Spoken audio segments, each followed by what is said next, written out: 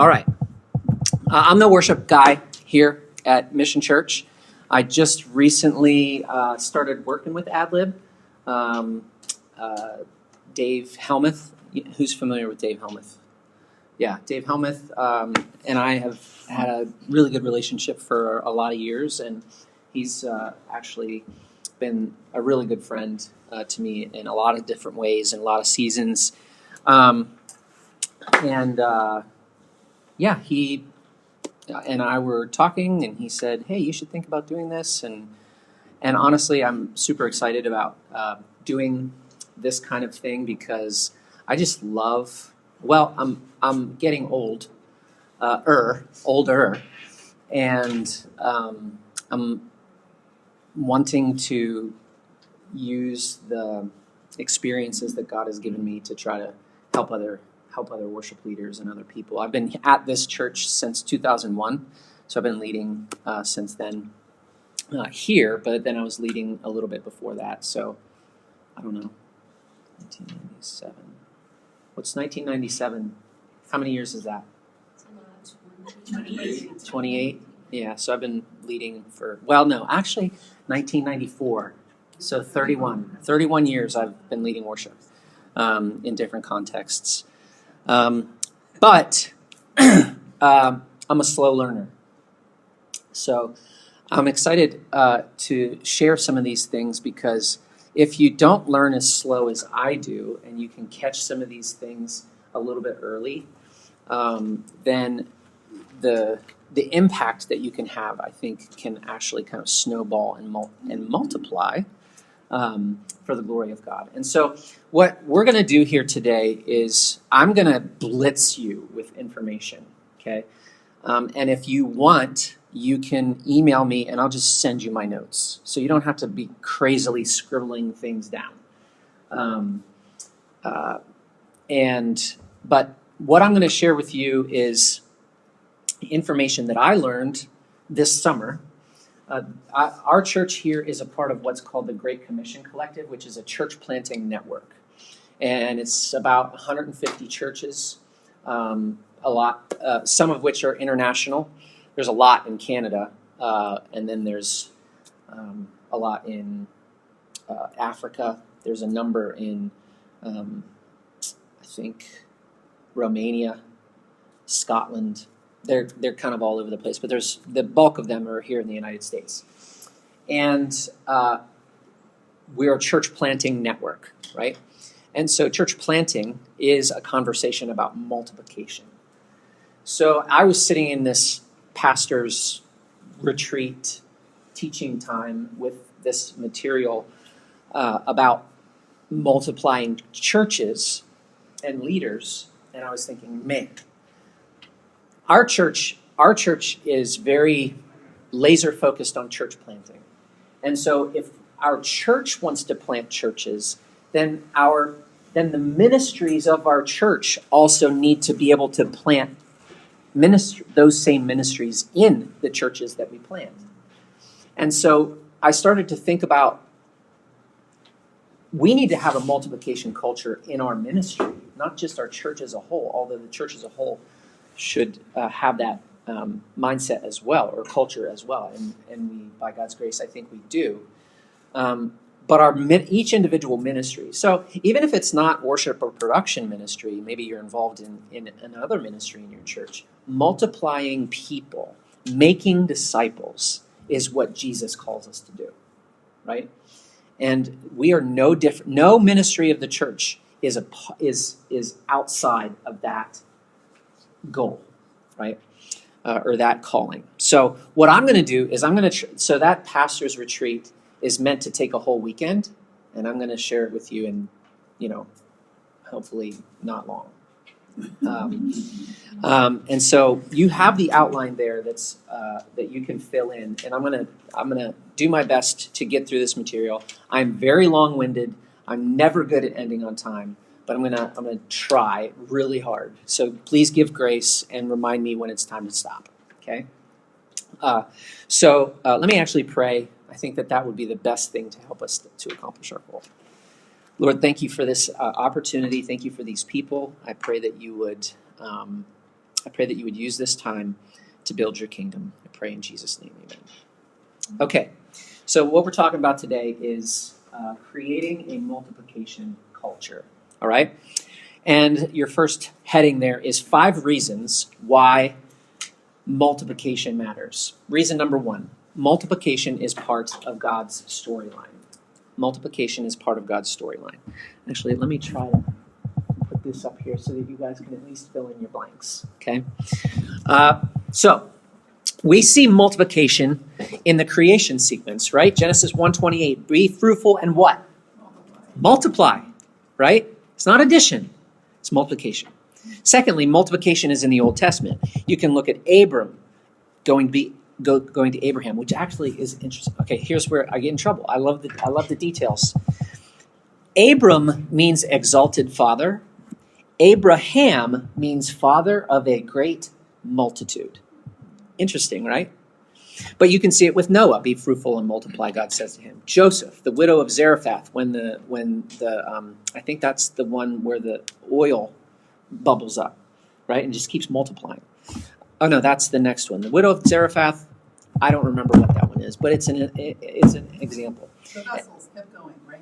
More vessels. No, that's the widow's oil. Oh. Yeah, and so that's why I'm like, I don't remember what it was. Anyway, you see it in Job, you see it in Isaiah. It's all over the New Testament, all over the Old Testament, but it's also in the New Testament as well. Particularly 2 Timothy 2:2. Does anybody know what that verse is? Anybody? So Paul is speaking to Timothy, and he says, teach these things to faithful men he says, entrust these things to faithful men who will then pass it on to who will teach others also. And that's a paraphrase, but you get the picture. There's like 4 generations of people in that one verse where Paul says, I'm passing this on to you, Timothy. Timothy, you pass it on to faithful men. Those faithful men will then pass it on to the next generation, and so on and so forth. And what happens when you have like a pyramid, right? It's kind of like a pyramid. It starts with one person, they share it with 2 people. Those 2 people share it with 2 people. Then you have 4 people. Then those 4 share with 2 people. That's 8 people. That's multiplication, right? And as you keep going, like, it becomes exponential. And that's why we're here today. Because the church carried on the ministry of making disciples in a multiplication fashion. And that's why we have the opportunity to worship God and make disciples ourselves in our churches today. Okay? All right. So we see it in the creation, in the Old Testament, in the New Testament. The Great Commission commands multiplication. You might not see it on the surface, but in order to make disciples, there's kind of an implication there. He's talking to his disciples, and he's saying, if you're going to be my disciple, you need to make disciples. So there's this idea that making disciples is not, we don't ever get to the finish line of it, but truly being a disciple implies that you will be doing it. You will be making disciples as well. That's what a disciple is and does. They multiply. Okay? Okay. Keep going here. I have a lot that I could share with you. But when we embrace the ministry of making disciples, it should create a culture in our church, right? A culture where leaders are excited to bring in new people, where everyone is discipling or equipping, or being discipled and equipped, okay? Now, I said church, think of it in terms of worship ministry. Think of it in terms of production ministry, or whatever ministry. You should either be being discipled and equipped, or discipling and equipping somebody else. And there's lots of different ways, lots of different forms for that. But that should be happening. That's part of the culture, right? Partnership with other ministries and churches. You're here today being discipled and probably making some disciples in the process. And you're doing that in partnership with an organization outside of your own local church. That's kingdom mindset, right? 19 churches here today, right? That's kingdom mindset. And that is the culture of multiplication. The culture of kingdom mindedness is a culture of multiplication. And it's where we send leaders out. It's really easy to think, how am I going to fill the hole on Sunday morning that results from me sending my best worship leader to another church that day? And we're like, not worth it, right? But this culture of multiplication, this culture of kingdom-mindedness will say, it is worth it. And we are going to expend ourselves to help the church down the street.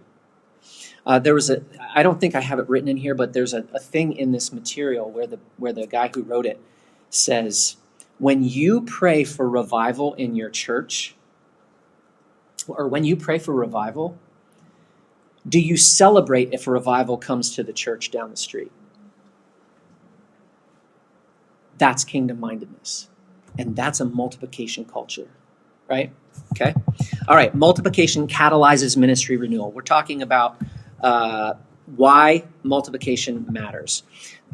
It's very interesting. Ministries have life cycles. Churches have life cycles, right? There aren't very many churches that are more than 100 years old. Actually, there probably aren't very many churches that are more than 20 years old or 30 years old, right? Why? Because God raises them up for a season. They accomplish his purpose. And then someone else God raises up. And it's a principle in John 12:24. Unless a grain of wheat falls into the earth and dies, it remains alone. But if it dies, it bears much fruit. Right? We die. Like, there's a death. If a death would come upon us or our church or our ministry or whatever, God willing, that death will bring about much more new life. And this is talking about Jesus, right? Like, he was the grain of wheat that died. Yes? Would you also say, though, that a church, even though if it's been around for more than 20 years, it can die, but then just grow into something different? Exactly. Because Yeah. the time has passed for that church to do this thing. Sure. It's now time for you to do Oh, yeah. that. Absolutely. That's a great way to think about it, because we don't want our churches to die, right? We're not saying, hey, let's kill our church so that, no, that's not what we're doing. But that's why we're talking about multiplication, because multiplication catalyzes ministry renewal. If we have an us for no more, like, kind of mindset, we grow inwardly, we don't reach out, and what happens? Yeah. Like, literally, like, the people get old and pass away. And that's it. And it's really hard. We've partnered with other churches a number of times where it's like down to the last 12 members. Those 12 members remember what it was like back in the days when God was people were coming and God was doing. And it is super hard for them to say, we're going to close our doors. But in order to see the kingdom move forward, sometimes that's what we have to do. But we also need to change. And this idea of multiplication helps us to do that, because people are coming in, people are growing, people are becoming leaders. And what multiplication does is it actually extends that life cycle. So if we're us for no more, we'll be here for a generation, and that's it. But if we're in a multiplication mindset, that life cycle is going to extend, who knows how long, but it's going to keep going. That's another reason why multiplication matters. Okay? All right. And this was something that blew my mind as I evaluated our worship team as we were going through this material, is that multiplication reverses institutionalism. So here's the things that help you to understand what institutionalism is. And so for me, I was looking at it through like, how do I run my worship ministry?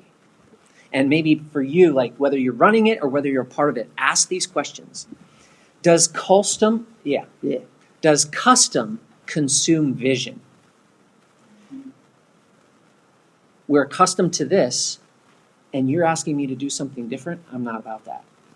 That's a sign of institutionalism. Does security overshadow sacrifice? If we give this away, then what about us? You're starting to become institutionalized, right? Does tenure displace talent? That's a good one. Well, they've been doing this for 30 years. I know that they're not that good, but they've been so faithful. But then there's this person over here, we don't have room for them because of this, right? You can see that in higher education, I think, right? Do rules replace relationships? Hey guys, our rule has always been, if you don't come to practice or rehearsal, you don't serve on Sunday. Yeah, but my kid got sick at the last minute and it wasn't my fault. Or if I change rehearsal and you can't make it, then you can't serve. Like, come on, right? But hey, it's our rule. We can't break the rules. But when we think about people, that will displace that institutionalism. Centralization. Does centralization sideline collaboration? So you got this centralized team, right? And they're making all the decisions. And the people on the periphery of that team have no input at all. That's when things start to become institutionalized, because that insulated team, a lot of times, doesn't really have the true pulse of what's going on. And then finally, does maintenance usurp the mission? Like we got to maintain our thing, guys. So we got to make sure that we're comfortable here before we go out. How many of you are parents? How many of you were ready to become parents when you became parents? Exactly. Like, I would have loved if we would have been more ready, if we would have had more money, if our budget would have been secure, all of these things. But that's not how life works. And that's not how things grow. Okay? So anyway, that was really helpful. I gotta keep moving quickly here. Multiplication creates growth opportunities. Think about it, right? If you're gonna multiply, then you've gotta so like let's say we have a multiplication culture in our church, in our worship team, and we have a church plant, and we send some of our best worship team members to the church plant. What happens to this thing here? There's openings. And what has to happen? People have to step up. And they do. Because God's faithful. I have, in all of my years at our church, we've never one time gone without. Never one time. We've always had everybody that we needed. Sometimes we were better than others, but we never lacked to the point where we couldn't do the ministry that God had called us to do. He's faithful. We must trust him to gain by losing. Anybody familiar with J.D. Greear? He was like the president of the Southern Baptists, and he has this amazing church down in North Carolina.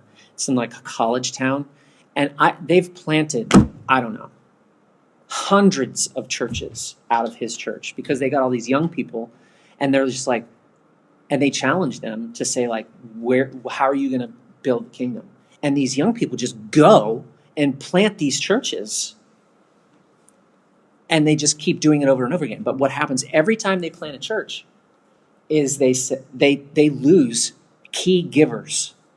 They lose leaders, but God keeps pouring in. Why? It's a scriptural principle. If God knows that he can trust you to to steward what he's given you, to get it to where he wants it to go, then he's going to pour into you more because he knows that he can trust you to get the resources where he wants them and needs them. And that comes with a kingdom mindset. It sparks opportunities for gifts. Multiplication creates opportunities for us to learn how to disciple people. Okay? And it creates opportunities to grow leaders. Because when we give our leaders away, they need to be, other people need to step up into that. Okay? And then multiplication transfers the gospel to the next generation, like I said before. We're here today because 2 Timothy 2:2 was carried out by faithful men. Okay? So, let's all raise our right hand. Okay? And repeat after me. I promise to begin praying. Okay, actually, maybe I shouldn't do this because you don't even know what you're going to say. Okay.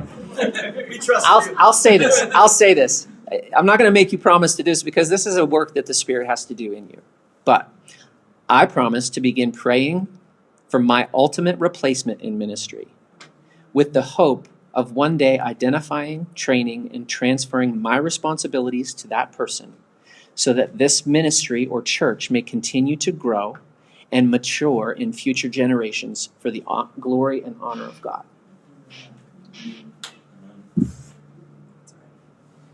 That's multiplication. That's the mindset. And that is biblical. We see it all over the scriptures if we look. Okay? All right. 5 reasons why ministries don't multiply. All right, this is the next slide, right? Okay. Number 1, we fear risk. Listen, mission requires faith. And the quote that's in the book in this material is that uncertainty serves a vital role in God's plan. Why? Because uncertainty requires us to depend on God. Faith exists because clarity does not.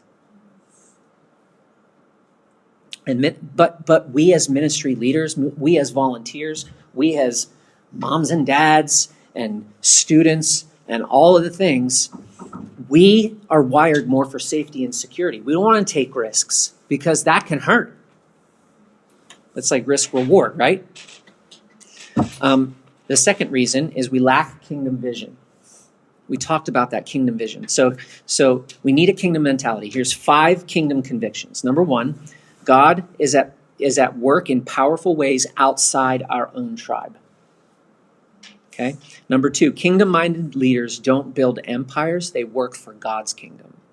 Man, God got a hold of me when I was a student in college because I wanted to build my own kingdom with the gifts that he had given me for him. But then God just took the scales off my eyes and was like, why do you want to build that kingdom? It's going to last for a couple years, dude. Build my kingdom, God said.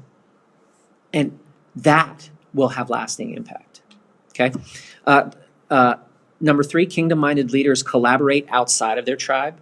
Number 4, kingdom-minded leaders make and keep commitments.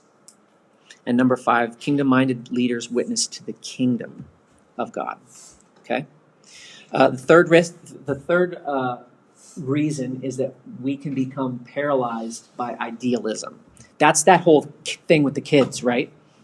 That's the example with we're not ready for this yet. We're not big enough yet. We don't have enough people yet. We don't have enough margin in our volunteers. We don't have enough substitutes, right?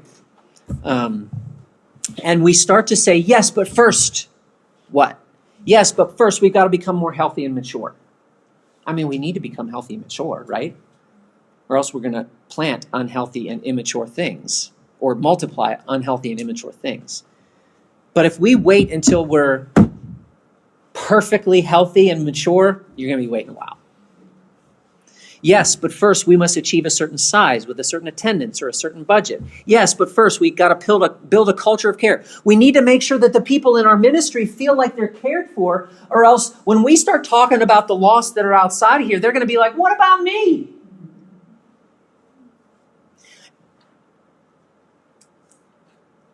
If we don't look outside, that's when we got to start saying, what's going to happen to us if we don't? We're going to become institutionalized, and we're going to stop making disciples. And that is sin. Okay? Yes, but first we've got to find an outside worship leader if we're going to send somebody. Well, how about, is there somebody that's here now that you could raise up? Even if they're like 75% as good as you.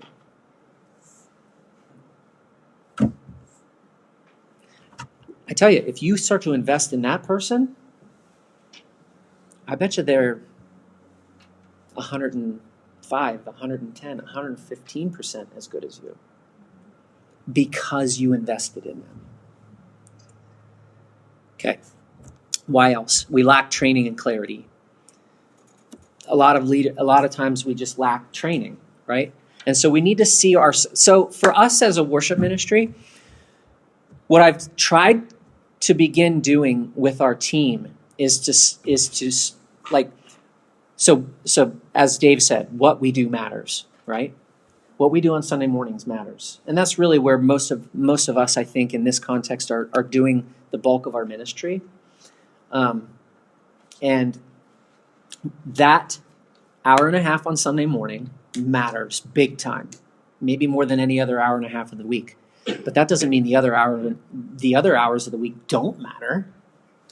And so what I've said to our team is like, guys, what we do on Sunday morning is so critically important. But it's not the only thing that God has called us to. He's called us to multiply ourselves. He's called us to make disciples. He's called us to steward what we have here so that somebody else can experience the blessing of it too. That's not here on Sunday morning. So when we make decisions and things, we're not just thinking, what's the best thing for this moment at this spot right here, right now? We might think, what's going to be best for this and the development of that leader, which might mean that the quality of this decreases for a bit or for that thing, right? Because if I put responsibility on a leader who doesn't do it as well as I do, and then they minister to the couple of hundred people and they sort of fumble it a little bit, but what's God doing? He's preparing that guy to learn how to fumble it, but then pick the ball back up and keep going, because he or she needs to know that whenever they're the leader of the ministry, so that they can pour that into somebody else. It keeps going. It's so exciting, guys. Okay. Why else? We don't recruit others to ministry. And so this is really like, again, I'm adapting this material from a church planting manual, right? And so the real idea here is like evangelism, right? So as disciples, we know God has called us to share the gospel with other people. But you can also think of evangelism in the context of our ministries as like inviting people to like evangelizing them to the team. Like, hey guys, it's good news to be part of this team, right? Like, this is a good thing. You get to use your gifts, you get to serve others, you get to experience God working through you in other people's lives. It's a privilege to serve. One question that I have here, which is a real challenge in our particular ministries, is I think particularly production. How many of you are part of production ministry here? Okay. sort of by default. Yeah. There's a lot of introverts in production ministry. There's a lot of introverts in worship ministry too. But even more so, like the production people are really introverted. They at least they tell me, because like they're doing production ministry because they don't want to be in front of people, right? Or around people. But the question, if you are an introvert, and maybe you could help with this, is how do I, as an introvert, I'm an introvert too. I'm kind of an extroverted introvert though. Like I refuel by myself, but I can hang out with people. But how do we as introverts be evangelists?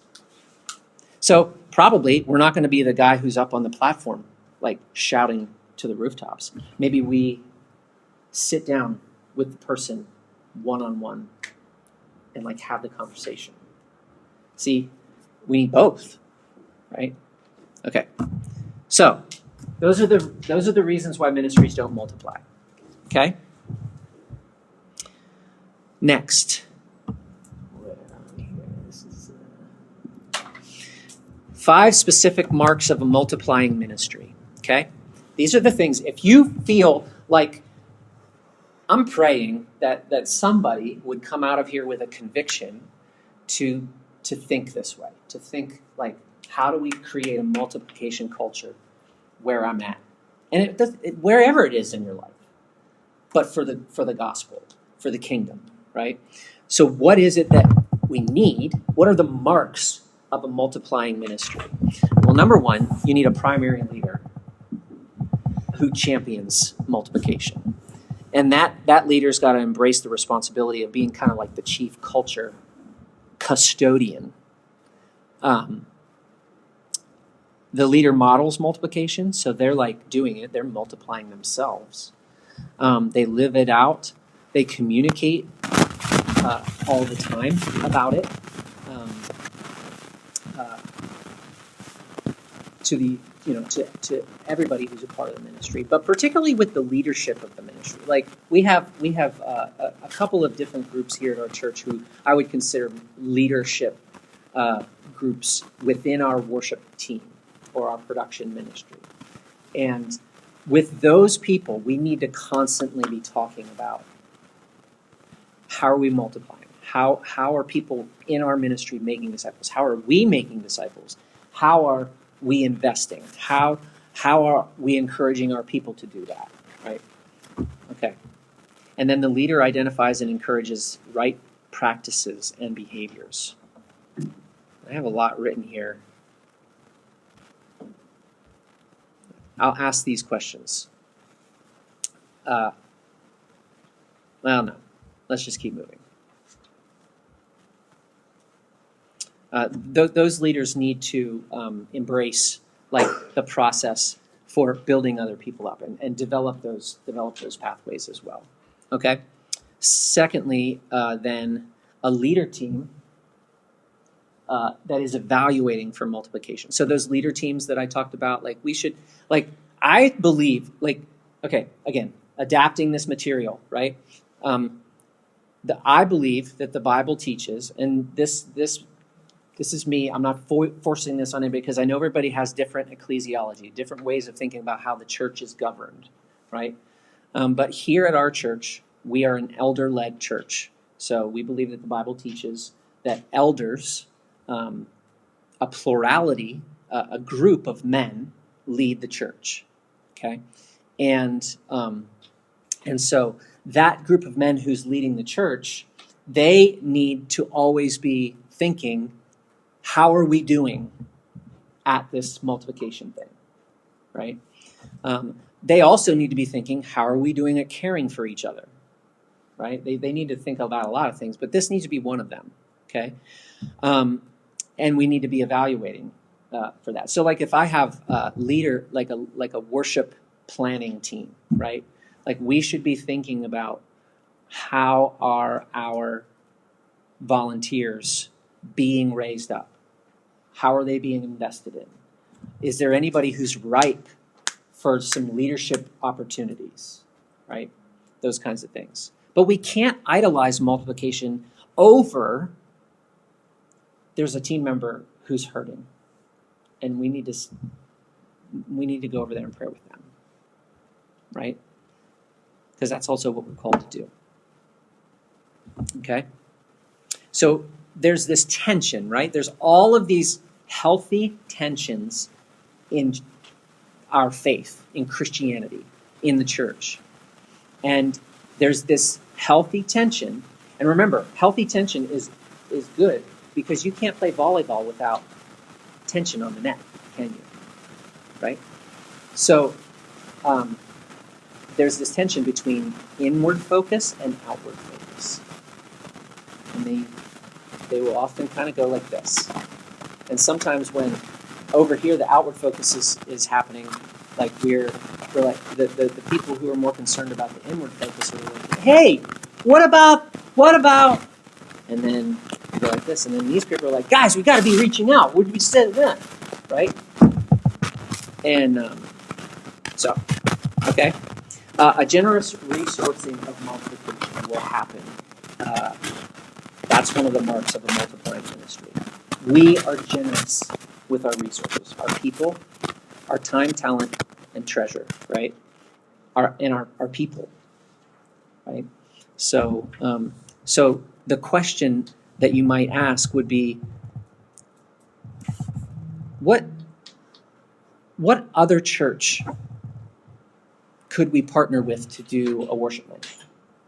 What friend do I have who is in need of like more guitar players at their church? Do I have some guitar players that aren't scheduled? Like here at our church, we have a number of people who can play guitar, and I can't schedule them all every week. But what if I said, hey, Johnny, could you go over to First Church Strasbourg or whatever, and like they need a guitar player? As a matter of fact, Lonnie, just this morning, she's a guitar player on our church. Kevin, the guy who's playing keys this morning, he's guest leading in another church. He came up to me and he said, do you have any guitar players that are girls who can sing? And I was like, Lonnie does that. And I think she's going to go to the church with him tomorrow and help lead worship. And I'm like, Lord, that is such a great, I didn't even plan to say that. It just came to me right now. And I'm like, oh my gosh, like that's what this is. Praise God. And I'm not trying to be like this or whatever, like, but we when we have opportunities like that, like go for it, right? Okay. A clear process of leadership development and ministry multiplication. So we need to have a pathway that people can walk down that's clear to where if they want to grow and become leaders, we know how to do that. We can take them through that process. Okay? All right. And then volunteers that are expecting and engaging in multiplication. It shouldn't be a surprise for us to say, okay, guys, we have this opportunity to serve at another church next Saturday. Who wants to go? And if we have a culture of multiplication, the hands should go up, right? I mean, ultimately, it's our schedules and our capacity that kind of govern most of this thing. Because I don't know too many people who aren't like busy to the max. But when we create a culture like this, maybe our priorities change. And the things that we were busy with before that maybe don't contribute as much to the kingdom, maybe we start to say, you know what, I don't think I need to do that anymore. I'm a little bit more passionate about this over here. So again, I'm not saying that every waking moment of our life needs to be like, praying without ceasing, right? Like I just walk around like this all day, and like I think our like we don't need to be thinking like, okay, what can I multiply next? What can I multiply? Like we're normal. We're human. Like we actually, that's why we have this thing. I don't know if anybody's ever heard of this, but it's called Sabbath. Right? Like, does that word exist in America? I think not. Yeah. Listen, that is how God created us. We have to rest. The fact that we sleep is evidence that we can't do everything. Okay? All right.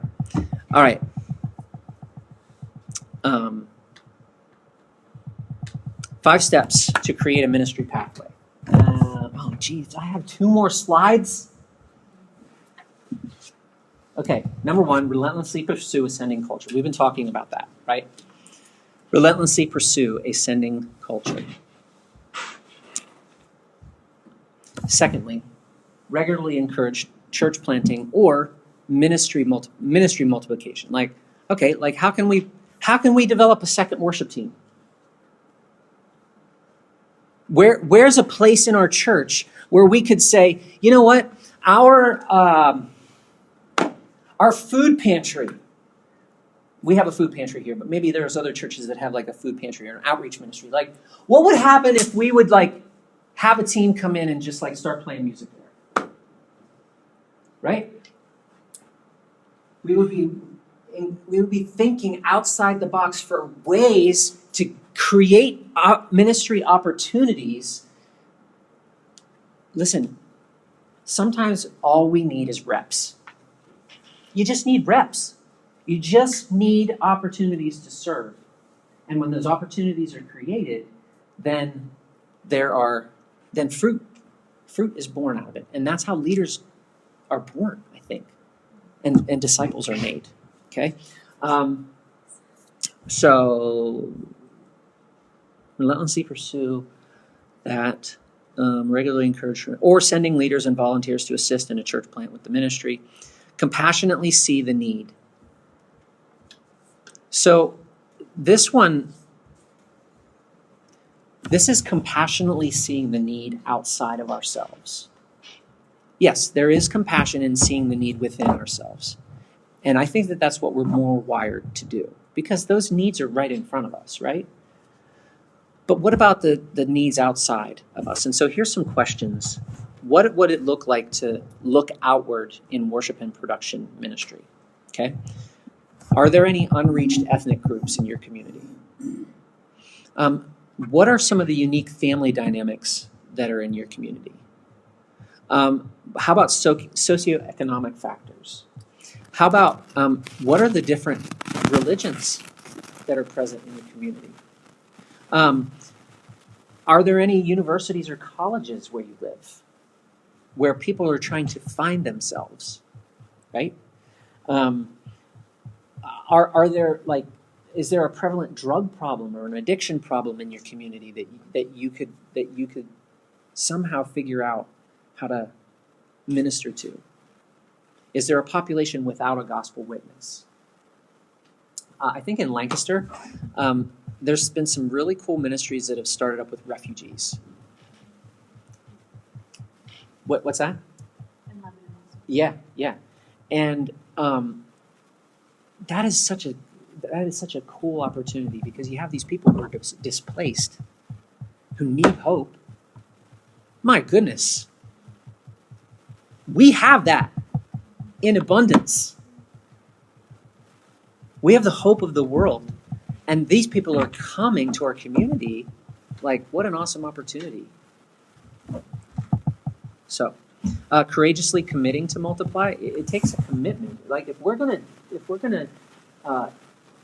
create this ministry pathway, right? This multiplication mindset, like, it takes commitment. Like, we've got, so like marriage, right? How many of you are married? Okay, most of us. Is it all like candy and rainbows all the time? Praise God for you. Praise God for you guys. Wow. Um, sometimes I remain married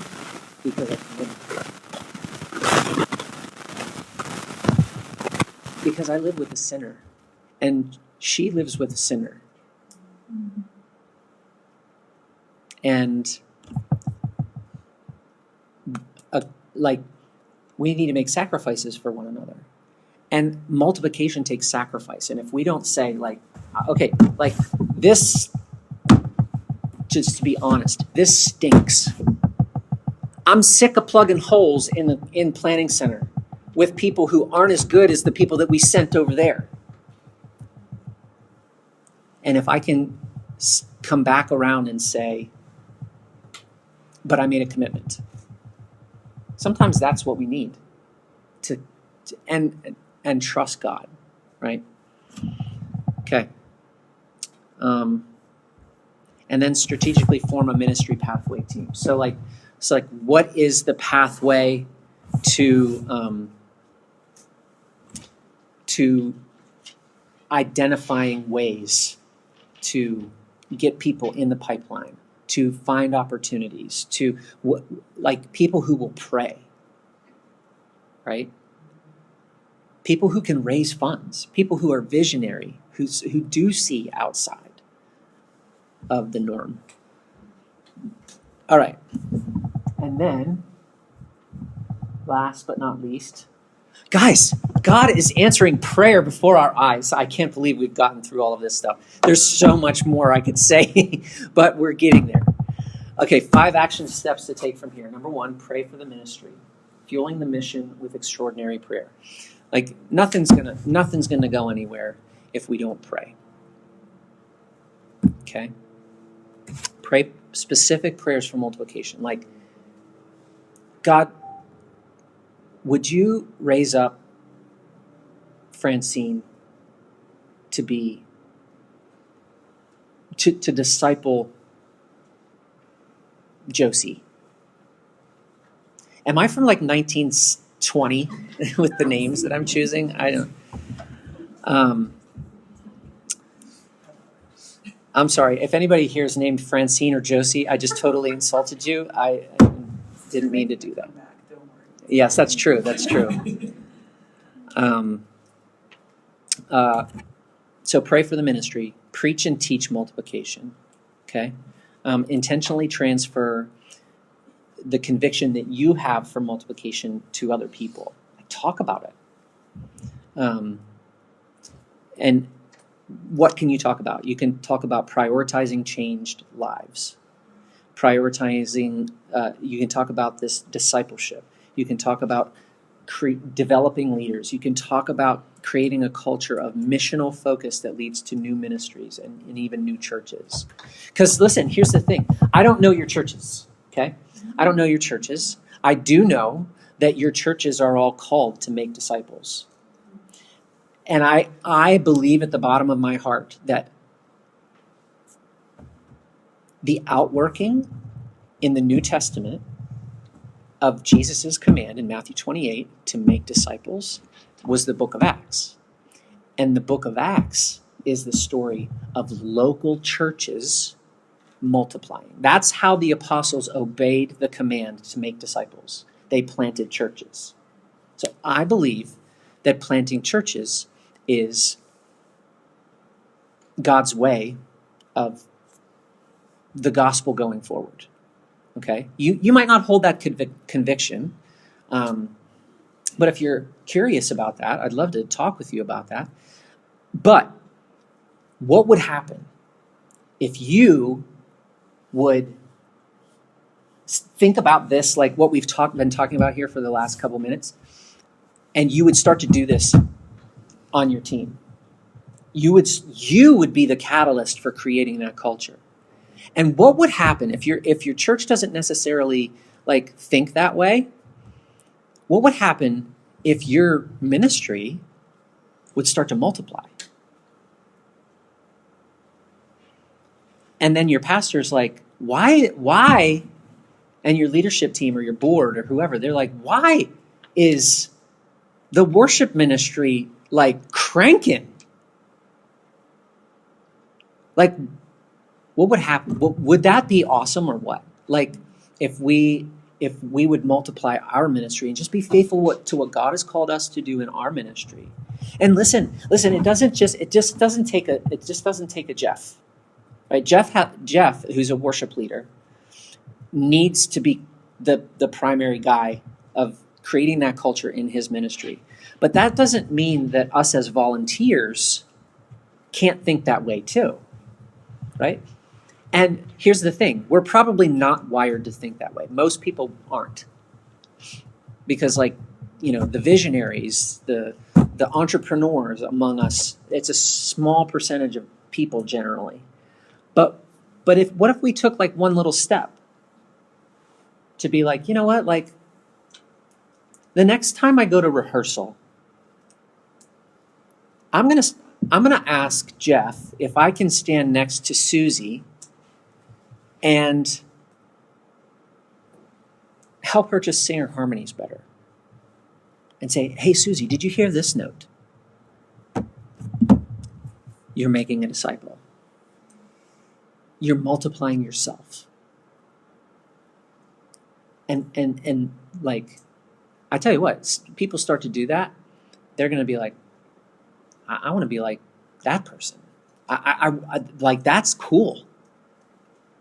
Right? Okay, preach and teach multiplication. Intentionally transfer the conviction to those you lead. That's what we were just talking about. We already did those two. I lost a couple minutes there. Invest regionally and globally. So, if there are other churches that you have relationships with, why not get together? We've done that here from time to time. I know, Jeff, you guys do that really well in the BIC, I think. You're always, from what I understand, getting together. Yeah. And just, whether it's worship leader breakfasts or, things like that. There's always meetings going on. And that's so good. It's so healthy where you can dialogue about different things. You can say, I got this person, and what do I do with that? And this person says, well, we've got this thing going on. Why don't you invite that person over here? And then, whatever. So, and then make it concrete.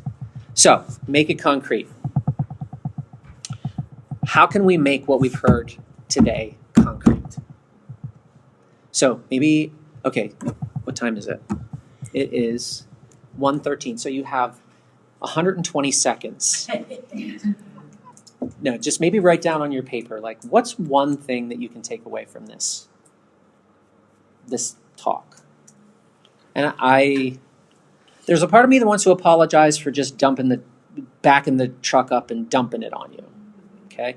But there's another part of me is no, this helped me to think outside of my, honestly, in danger of becoming institutionalized worship team. Now, I have people who are on my worship team here, and I've never said that to anybody, but I'm just being honest. As I evaluated my own leadership, and I heard this material, I was like, man, this happened at the right time. We could have easily fallen into institutionalism, because I was thinking okay, how do we maintain? How can we set up all the procedures to just make everything run smoothly? If you have a multiplication culture or mindset, get ready for bumps in the road. It ain't easy. And you're always pressing up against the envelope of, inertia, right? There's always going to be a gravitational pull toward comfort. Multiplication pushes us out of comfort into faith, into a lack of clarity, like we talked about, into what was it? There was another word that had something to do with lack of clarity, but you guys get what I'm saying. But I gotta say, the times in my life, and I'll close with this, and you can totally ignore me if you're thinking about how can I make this concrete. Okay, so that's more important. But the times in my life where I had to step out in faith, not knowing what was going to happen next, are the times when I saw God work in the greatest ways. And I don't know about you, but I'm hungry to see God at work. That's living. So anyway, I know we have 0 time, but can I ask just a really quick? yes. On strategically forming a ministry pathway team, was that talking about really just like a team that has processes for developing people and then sending them out? Like what, can you talk a tiny bit about that?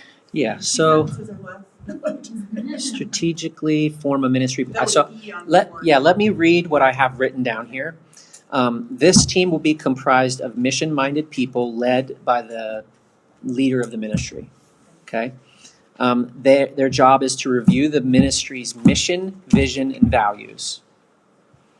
And evaluating the mission, vision, and values to see if they reflect a multiplication culture.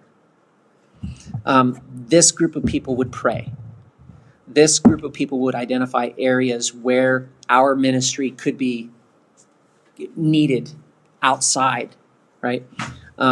This would be a group of people who honestly would be willing to sacrifice resources for the ministry. And a group of people who actually do have sort of like one eye outside of the ministry because they get it. They get multiplication.